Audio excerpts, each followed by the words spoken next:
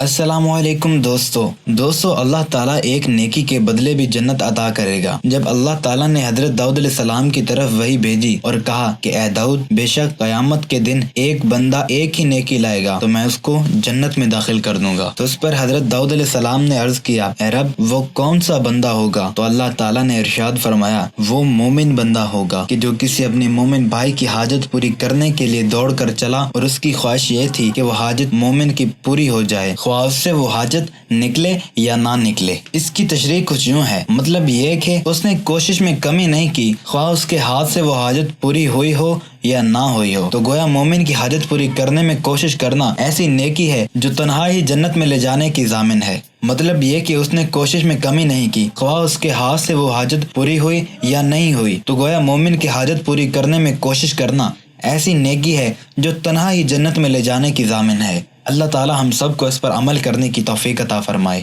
آمین۔